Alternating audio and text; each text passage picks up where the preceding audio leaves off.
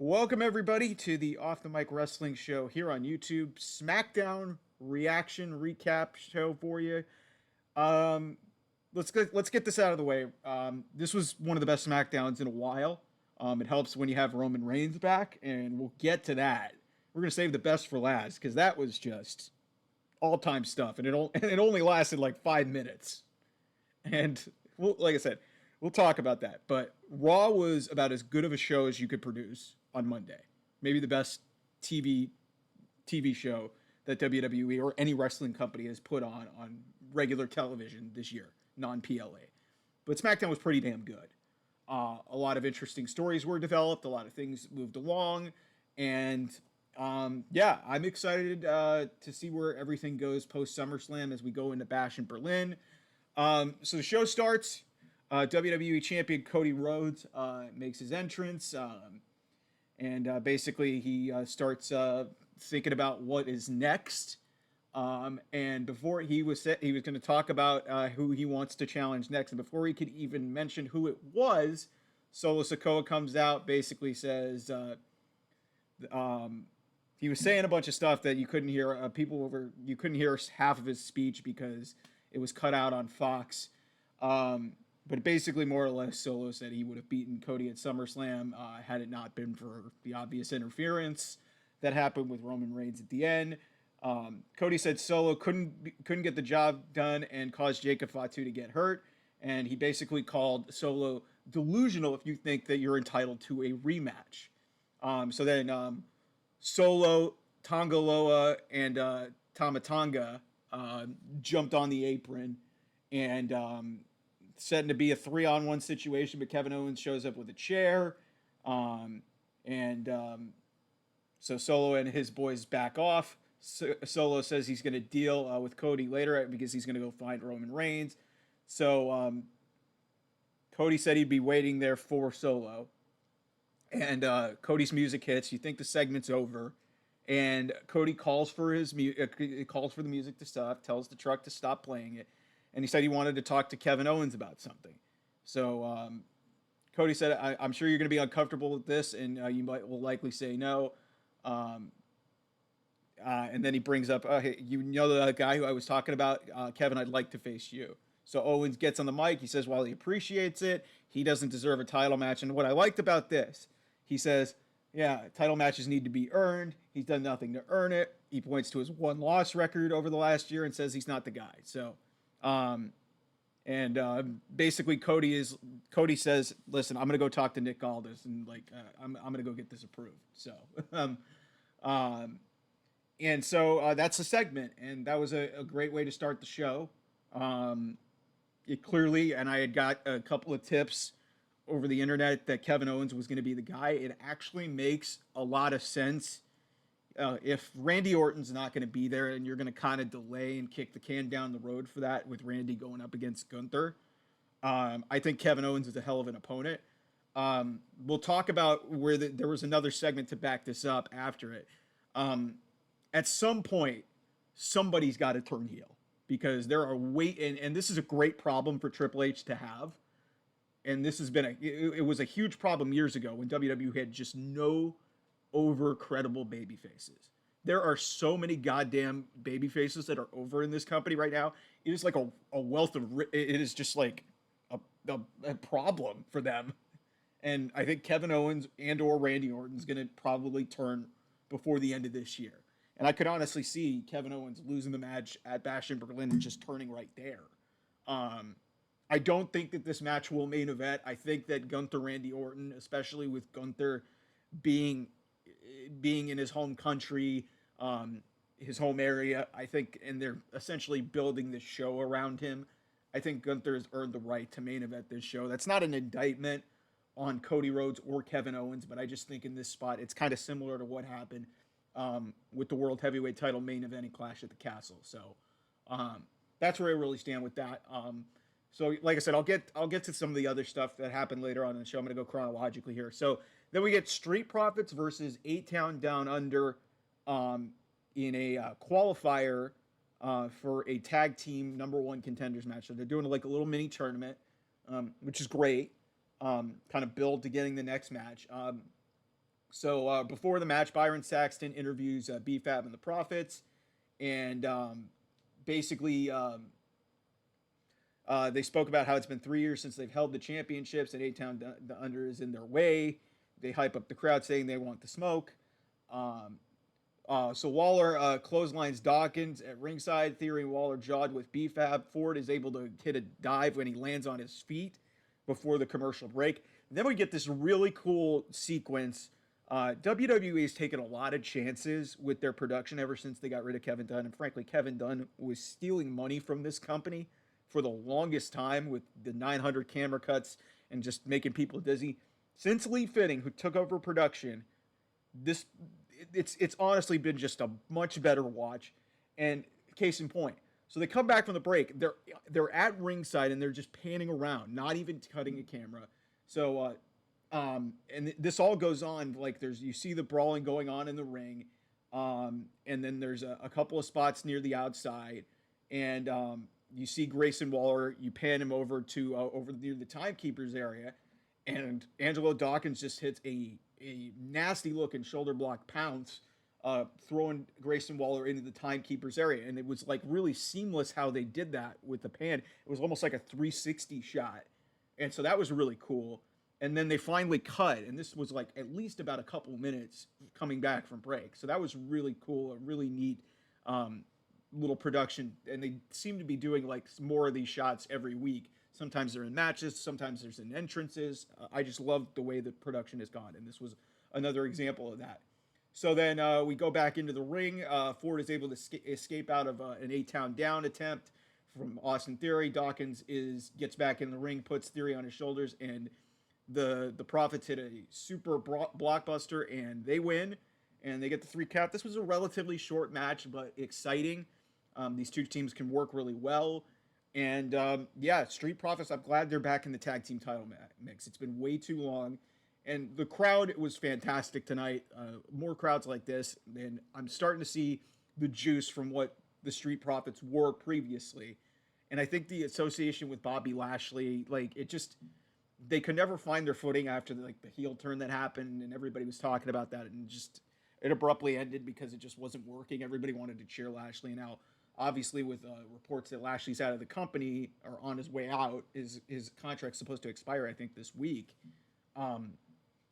Go with the Street Profits. Like I said, Montez Ford is as good of an athlete in the company.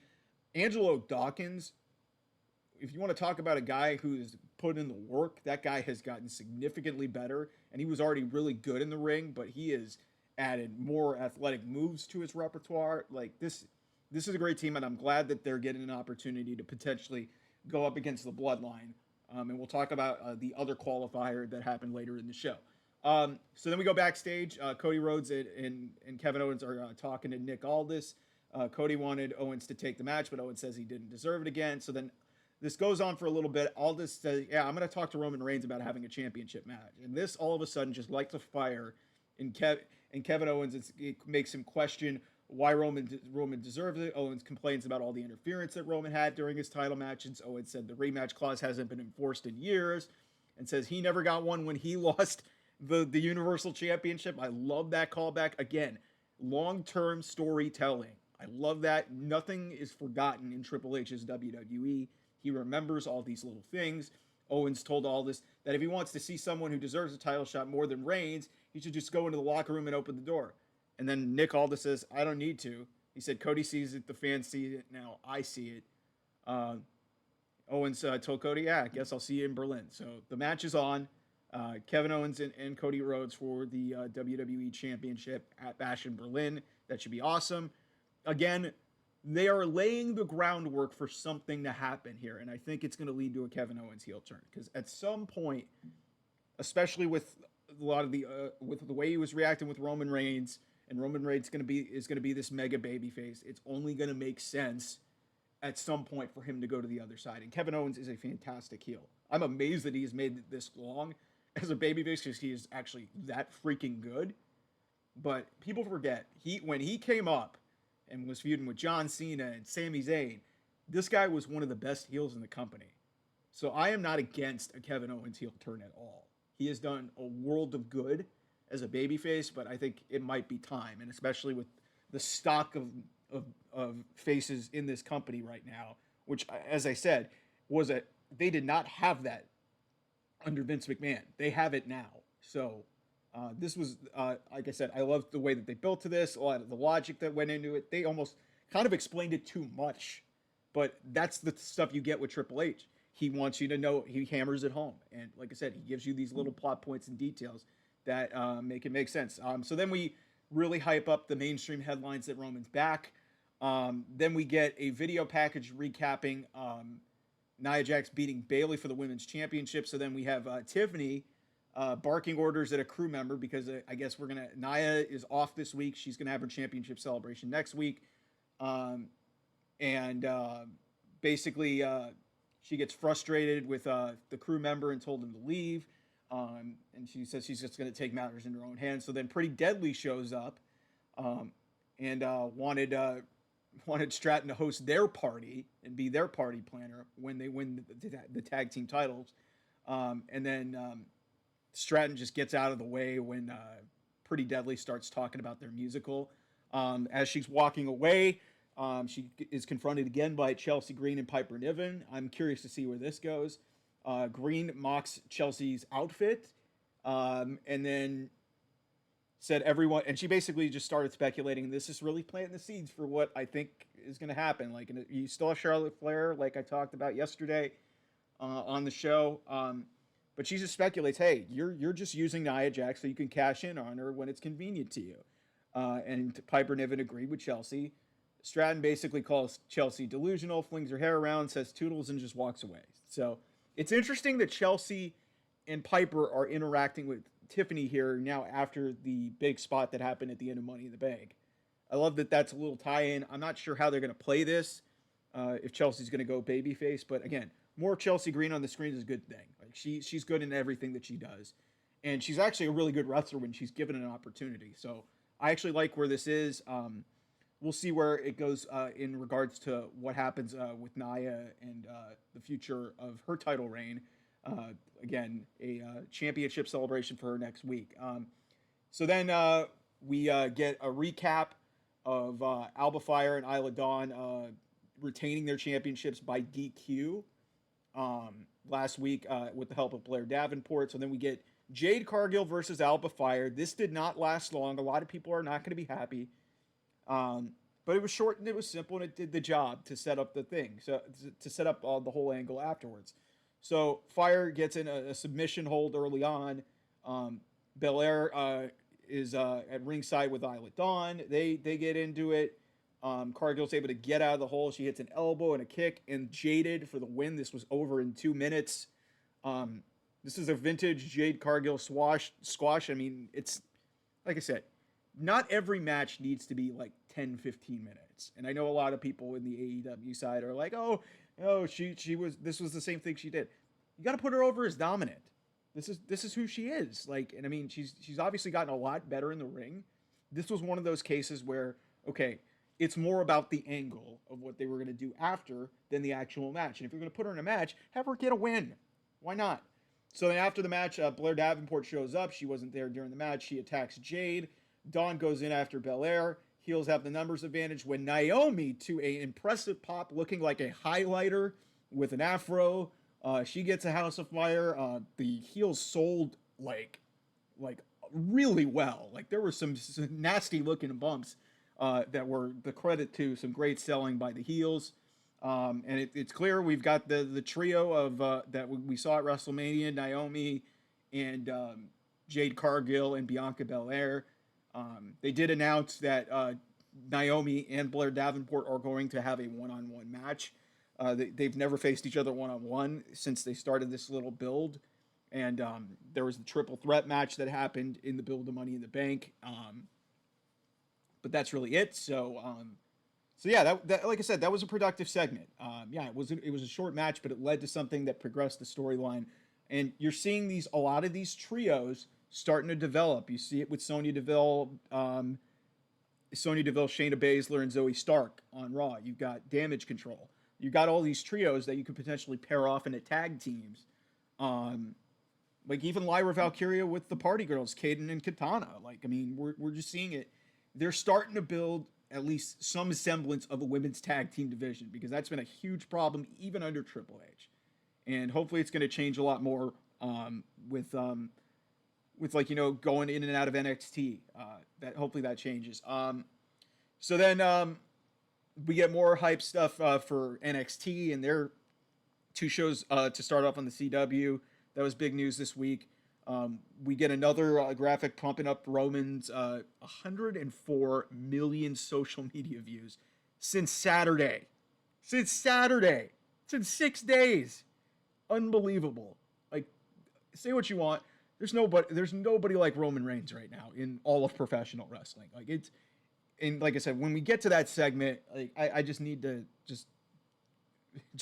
I need to just preach for a second because this is unlike anything I've seen in like 20 years at least. Then we recap the LA Knight Logan Paul match from SummerSlam, show that Machine Gun Kelly was involved, and so then we get LA Knight with new music, which I think I'm still, the jury's still out on it. I know a lot of people are out on Def Rebel. It was fine. I didn't think LA Knight needed to change his music, but I get it. He's now a champion. I think you could go into a new era. How about this? Lou Ferrigno was at ringside, 72 years old, and he looked great. I mean, that was a surprise. I was wondering what he was doing in Tulsa, but yeah, Lou Ferrigno at ringside. They drew attention to that, so that was really cool. So LA Knight comes out, nuclear pop. People love him. People are going crazy for him. Knight said people have assumed it was extra sweet to beat Logan Paul in his hometown. They started "You deserve it" chant. Knight basically says he deserved to be stomped out, and that's what he got. Knight said he didn't care about beating Knight in his hometown. Rather, he recalled saying that he was going to be champ, and he said now he has arrived. Knight said he understands that this title belt means he's a marked man, but he's been a marked man since he arrived on SmackDown. You're damn right. LA Knight is the man. He is a gift to professional wrestling. I said it on my Twitter, @OffTheMic28, by the way. Knight said the game is still the same. He said he walks in, hits it, and quits it. That was an interesting use of words. And then moves on to the next. He tries to get his closing line with everybody saying, and out comes Santos Escobar. And so the whole Legado del Fantasma are joining him in the entrance. So Escobar, just congratulates him like a heel should, kind of undermining him a little bit. Says he meant it. There's a "You suck" chant that breaks out. Escobar said the fans and Knight suck. Escobar said it's not every day that a guy like Knight finally gets to taste gold. Escobar then said he doesn't buy Knight as a champion, saying it's that it's not a good fit. Said the Knight would eventually become an opening act to his own reign. And then Santos just starts mocking LA Knight's signature catchphrase. He said, it's the fact of life, and he should be the United States champion, with everyone saying Escobar. See, that was great. That was a good line by Santos. And so then Knight comes back, basically says he didn't hear anything Escobar said because Tulsa was telling him he sucked. Knight said Escobar had to qualify and his opponent would be out there in a minute. Knight said Escobar wouldn't take his title. It's not because he's not good enough. It's because he wouldn't let him. And then Andrade comes out to set up the match after the break between Andrade and Santos Escobar, which is a #1 contenders match for the United States Championship. Coming back from break, I like this a lot. A Giovanni Vinci promo played. He's in a Vegas hotel. He's speaking in Italian, talking about how he's going to bring a relentless drive to SmackDown. So finally, after the break off from Imperium, he's on his own. He started doing something in NXT 2.0, and then they called him up and had him join up with Gunther at Clash at the Castle 2022 before his match, his absolutely fantastic match against Sheamus in Cardiff, Wales, a couple years back around this time. So it's nice to see that they're going to give Giovanni Vinci a chance here and see what he can do on his own. He's a very talented guy. I'm curious to see what they do with him, but this was really nice to see that they're trying to get some new characters introduced into the fold on SmackDown. We'll see when he shows up and what he does. Then we get Andrade and Santos Escobar So Angel and Berto get involved early, uh, and while the referee's distracted. And then Baron Corbin and Apollo Crews come out to get Angel and Berto out of the picture. So Elektra is the only one left at ringside for the rest of this match. Escobar goes for a superplex. It's blocked. Andrade hits a sick-looking sunset flip power bomb. And another commercial. Andrade hits the Three Amigos for a 2. Andrade goes up to the ropes, but Escobar rolls to the apron. Andrade goes for a deadlift suplex, but Escobar blocks it and gets a nasty, nasty looking top rope poison rana, and that doesn't get to. Then Andrade avoids the double knees in the quarter, but Escobar hits him with a super kick. Andrade comes right back with a drop kick. Andrade goes for the moonsault. And then Escobar's able to roll out of the way. Andrade gets the second moonsault, which is always fantastic. Carmelo Hayes gets involved in this match, which I expected. He appears on the apron. Andrade takes him out initially. He then hits his sick-looking spinning back elbow that I've told you guys is one of the best moves. Every time he hits it, it hurts me. It's almost like a Gunther chop. Elektra then gets on the apron, distracts the ref. Hayes is able to pull Escobar out of the way as Andrade is going for his double knees. And Escobar rolls up Andrade with a handful of tights, gets the 3 count. This went about 12 minutes. This was outstanding. Andrade has not missed when he's been given an opportunity to wrestle a match, especially since his time on SmackDown. He has put on banger after banger after banger. And I knew that they were going to go back to Carmelo, because now Carmelo's lost twice. They might do a de facto best-of-7 series, because these guys have just worked outstanding matches. And even with Santos, this is awesome. I'm fine with Santos being, even though Santos has, been beaten a decent amount, Santos has got a decent claim to the United States Championship, because remember, Rey Mysterio effectively took his opportunity, which led to Santos turning heel in the first place. I hope they mention that at some point, but this is a nice heel opponent for LA Knight out of the gate as the United States Champion. I don't have a problem with Andrade losing. Like, he lost by a bunch of shenanigans. He had a referee distraction and a handful of tights. Like, it happens. Like, Andrade's going to be fine. Again, like I said, wins and losses don't have to be everything if it plays into the story. And obviously, Andrade still got an unresolved situation with Carmelo Hayes. And that's not going away. And I hope they wrestle like the saying that they say, fight forever. I hope they fight forever, because these guys are fucking great. So then we get a recap of last week when the Bloodline won the tag team titles.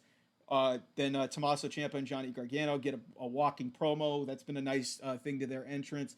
They accused the Bloodline of stealing their titles. Gargano spoke about losing in his hometown in front of his 2-year-old son. So they're playing into a lot of emotion for DIY. Ciampa called it day one of DIY's redemption, and Gargano cues up the music, let's go, and we get the we are. It's stuck in my head. It's great. So and they come out. So then before I loved this too. So before we go to break, because they're teasing, hey, they're gonna face Pretty Deadly coming back. For those who don't know, and with all due respect, I'm not gonna act like I know a lot about Kevin Sullivan. I've heard his name, I've heard about him, and that he was a very influential part of the business, going back to like WCW, and like he's been around for a long time. He tragically passed away today, and I thought it was really great that Corey Graves, and this is stuff that you get with Triple H, is like he pays respect to the legends. They brought a bunch of legends to SummerSlam, and it was a big deal. Cody Rhodes talked about it in his press conference, but the respect to the business and its history is really important to Triple H. So Corey Graves cues up a nice little promo for Kevin Sullivan to pay tribute to him, basically saying every great hero needs a great villain, and said they're mourning the loss of one of the greatest bad guys ever known and one of the greatest minds that's ever existed behind the scenes. So then they hype up this. They have this really great video package. WWE always does a great job with these in memoriam tributes. And the video really puts over his time in WCW as a Taskmaster. He faced off against Sting, the Road Warriors, Dusty Rhodes, and Hulk Hogan. And they showed photos of his family. This was great. Rest in peace to Kevin Sullivan at 74 years old. It's a big loss for the wrestling community. like I said, his time was before mine, but I have great respect for people who contribute to this business. And Kevin Sullivan, everything I have heard from people who watched him back in the day, said that he was a pioneer and he was really one of the great influential bad guys in this business, one of the great heels. And that's awesome that WWE is able to pay tribute to him. Thoughts and prayers to his family. That was a really nice gesture by WWE to do that. So then the announcements for next week in Orlando, we get Nia Jax in her women's championship celebration with Tiffany Stratton. I'm curious to see where that goes. If anything crazy happens there, Blair Davenport, Naomi, as I mentioned, happens. So then we get a backstage segment with Grayson Waller and Austin Theory complaining to Nick Aldis. They lost earlier in the night. Waller mentioned being sent to Raw on their day off. Theory then hypothetically mentions Waller facing Kevin Owens next week. And Aldis said it's a great idea and it's booked. Waller wasn't happy, but Theory says that Waller trusts him. They're planting the seeds for this A-Town Down Under breakup. It's nice to see Austin Theory, who's been getting screwed a lot with the circumstances of a lot of these things that have happened. It's nice to see him get one up on Grayson Waller. So, and then we go back to the ring. It's DIY and Pretty Deadly. Interesting note from Wade Barrett on commentary. He noted that DIY did not get their automatic rematch, which was referenced also earlier in the show by Kevin Owens, because that hasn't been used in a while. He said he wouldn't have given it to them either because their title reign was so brief. It was under a month. So, yeah, I mean, this was a fine tag team match. So DIY, they're the aggressor early on. They get both guys to the outside. They go for suicide dives, but Pretty Deadly hits them with forearms. Pretty Deadly then celebrates on the apron, but DIY knocks him down. They get a slingshot dives onto the floor, and then DIY has the better of them going to break. They do their patting on the back and celebratory thing going to that commercial break. Then Elton Prince gets Ciampa up in a double chicken wing, and Kit Wilson leaps off the ropes for a bulldog. That gets a near fall. Later on, Gargano gets in. They get a shatter machine on Prince, and then Gargano and Ciampa hit meet in the middle, and Elton Prince gets pinned. This was short. This was sweet. I was a little surprised because I was thinking they were going to go with a heel team here, and Pretty Deadly hasn't done a whole hell of a lot. But I get why they did this. And I'm really excited to see DIY versus the Street Profits, because that's going to tear the damn house down. That's going to be a fantastic match. Two of the great former NXT Tag Team Champions. To my knowledge, I don't think they've faced each other one-on-one yet. So that's awesome. I'd like to see them do more with Pretty Deadly than just comedy segments. My sister loves them. Their charisma is through the roof. And they just have been kind of used in comedy bits since I forgot who it was. I think it might have been Elton. I'm not sure, but one of them got injured early on in their reign, and they've just kind of fallen into the shuffle really since they came back. So, but yeah, DIY gets the win. So yeah, it's going to be DIY versus the Street Profits to determine who faces the Bloodline first. And then Solo's shown backstage with Tama Tonga and Tongaloa. And Tama comes up to him and basically says, yeah, Roman's not here. And Solo says, don't worry, he'll be here. And they all go to the ring to... Second time we've heard Solo's... It's a low-key banger. And so we get the main segment here. This is the coup de grace. We saved the best for last here, everybody. Let's get into it here. So Solo, Tama Tonga, and Tongaloa are in the ring. Sikoa... he basically does the Roman acknowledge me. Screen keeps going black. I cannot wait for this show to get off Fox. Cannot wait for the show to go back to USA. It'll be a little bit better. And then with Raw, I can't wait for them to get to Netflix. We might hear F-bombs next year, for God's sake. Like, who's to say what's going to happen on Netflix next year? I can't wait for that to happen. So then Solo said he is the tribal chief now. He grabs the Ulafala and said if Roman wants it back, he should come and get it from him. Roman's new entrance theme plays. I've grown on it. Like, I was thrown off a little bit at SummerSlam when he came out to it, but it was the theme that played him out for night 2 of WrestleMania. I think this fits him a lot better, especially it's a much more upbeat version of the original head of the table. I guess they'll call it the OTC theme. That we got to talk about that in a second. So Roman's theme hits. He now has an OTC logo instead of the head of the table on. So they're gonna get that over. The crowd went ballistic. This was as loud of a sustained reaction that I have heard for a SmackDown show probably in 20 years at least. This might be Attitude Era-esque. This was insane. Vince McMahon dreamed about getting Roman Reigns to get this kind of reaction that he got. And this is a credit to unbelievable storytelling over the last couple of years, specifically Triple H in advancing this thing. Everybody was mad when Roman got the 1,300-day title reign. He was the most over guy and the most beloved. I mean, he was the most interesting guy, and he would show up 4 times a year, and we would still be actively invested in every single one of these matches. And now, with this babyface turn, he is as popular as he has ever been. I gave you the numbers earlier in terms of social metrics. Over 100 million social views in 6 days. That's insanity. So Roman gets his pyro because you can never have enough pyro for Roman. He didn't take 6.5 years to get to the ring, which is maybe one of the positives about this new version of him. So Reigns gets the ring. Sikoa, he sends Tama Tonga to go after him. Reigns gets him with a clothesline. Tonga Loa, who the running joke is he doesn't do anything. And now he's, by the way, no Jacob Fatu, which was interesting. I think it's a work. He was in a walking boot. I think this is all a work just to keep him away from Roman, which is a smart thing to do. And we'll see how they play it with the tag team titles with him out. And maybe they use the Freebird rule. It wouldn't be the first time. So Tonga Loa goes after Reigns. He gets run into the ring step. Reigns grabs half of the ring step and just absolutely wails on both of these guys with the steps. Sikoa is standing alone in the ring. He stares at Reigns, who they make eye contact with each other. A loud, and I mean loud, OTC chant reigns through the BOK Center in Tulsa. Sikoa removes his jacket. Reigns climbs up to the ring apron, gets in the ring. A Roman chant breaks out. Like I said, these people are going bananas for this thing. Reigns blocks Sikoa's punch. They're getting after each other. Eats a kick. Sikoa charges Reigns, and Reigns gets in a really good-looking Superman punch.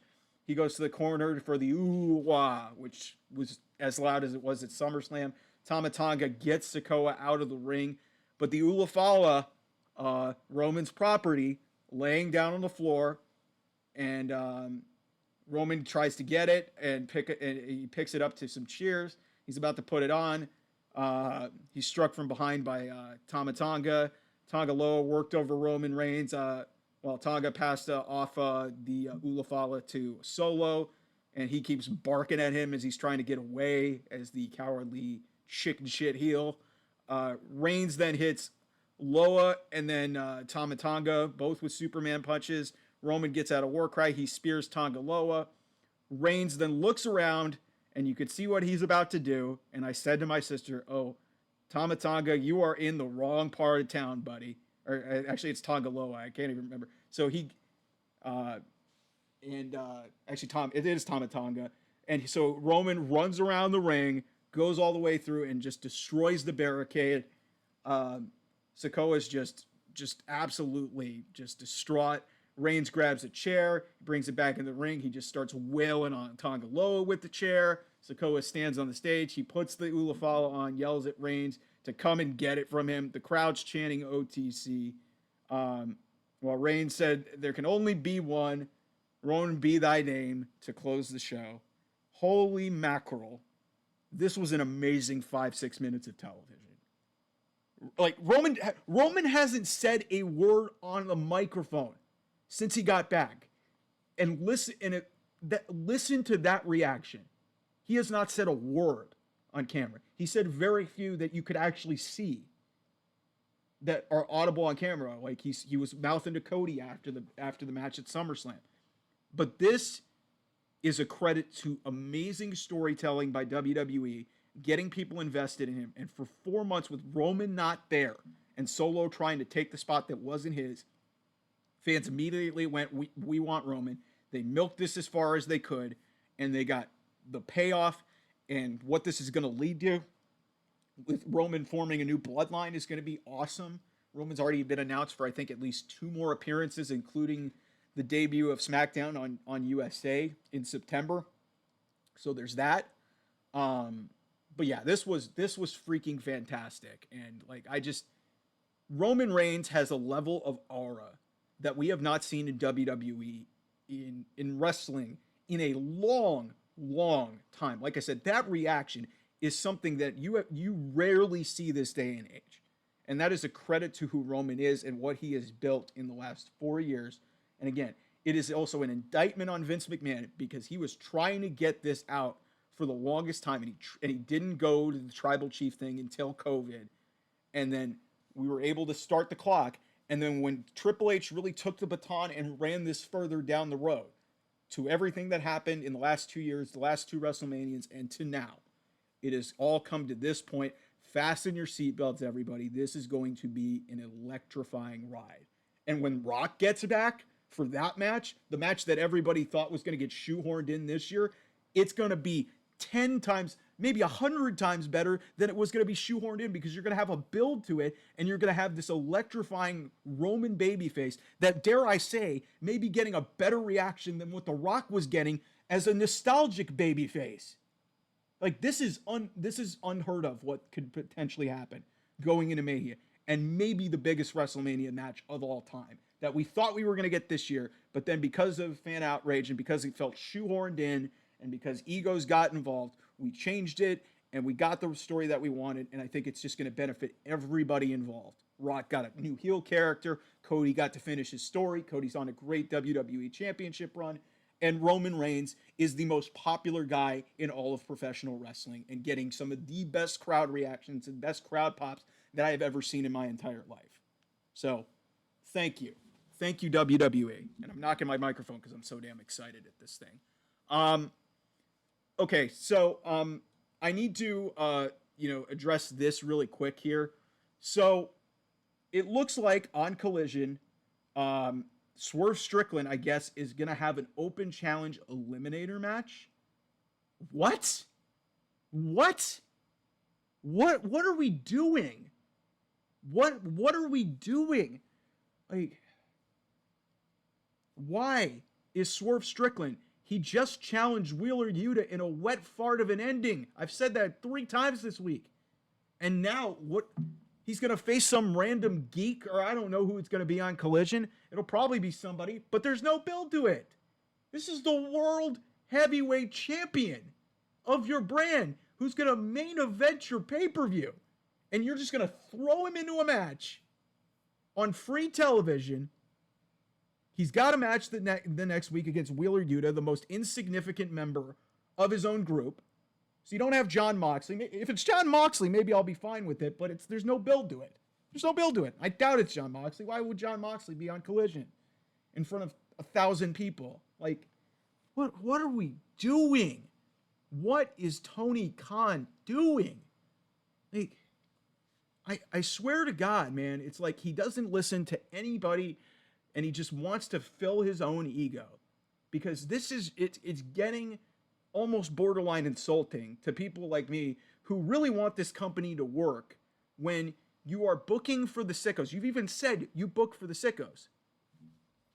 So you're alienating your fan base.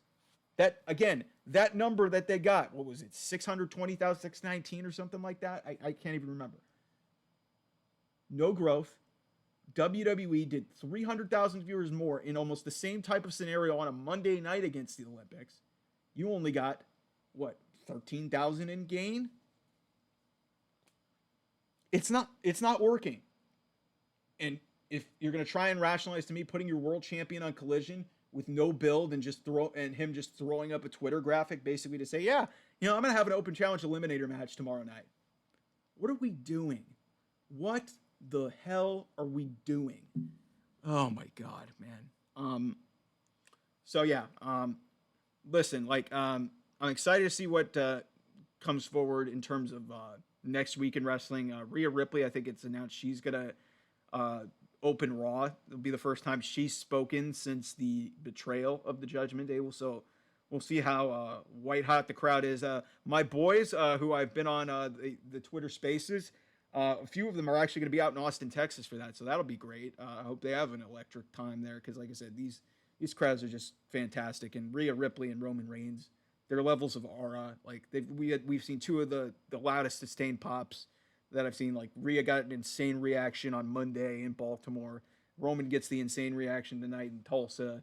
Like, who's to say what's going to happen next week? And I'm curious to see how AEW continues to try and build their show leading into All In, because that's the next stage really of what's going to happen. Is like you're going to have All In, and then you're going to have Bash in Berlin. And yeah, I think All In's card is actually looking pretty damn solid. But again, there's just like a lot of limping builds heading into the final couple of weeks here before we get to Wembley Stadium, and they have a show in Cardiff like the Wednesday before. Like, this is, I'm not saying it's a cry for help. I want to be very clear about that. But I'm here to call it like I see it. And I've been an AEW day oneer. Like, I have wanted to see this company work. It started in 2019 when WWE was at its worst. That was when AEW was at its peak. It was in 2019 and 2021 when they're coming out of COVID and they bring in CM Punk, they bring in Bryan Danielson, they have all of this momentum, and then Cody Rhodes leaves. And that's when you're real. And there's probably going to be documentaries. At some point, we're going to find out what the hell happened. Hopefully, we do, because that's really where this whole story gets tangled up. And then the CM Punk stuff happened, and obviously, we can't find out about a lot of what happened in leading up to that because there's a bunch of NDAs. But again, like I said, this all comes down to the fact that they had a great honeymoon period. They actually had two of them, which is very rare for any company to get. But they are ice cold, and they've been ice cold. Somebody put up a graphic on my Twitter, and I saw it during SmackDown, of the Full Gear match between MJF and Jay White. And that was the moment where I started to look around, and I was like, okay, what the hell was that? MJF was selling a knee injury the entire match, and Jay White lost to a one-legged wrestler. That was when Jay White was buried, and MJF, like, even though we were still trying to figure out what the hell he was in terms of like this tweener version. You had Adam Cole on a crutch in that match, and then he turns on him a month later. Like, the whole Devil storyline's been dropped. Like I said, this company has just lost its edge, and it's just clear that, like, hopefully they get a spark. I said it yesterday. But yeah, that was on my mind, and like I said, I just get really heated when I see just these bullshit announcements that come across my timeline, and we're just supposed to act like, oh, hey, it's a great little match here. Sure, whatever. I got nothing, man. So yeah, but nonetheless, I'm really excited to see where WWE goes to build on this really incredible momentum. Again, keep your eyes on Raw on Monday and see what they can do, because like I said, 1.7 against the Olympics on another network. They're back on USA. They're back on their normal channel. The Olympics are over on Sunday.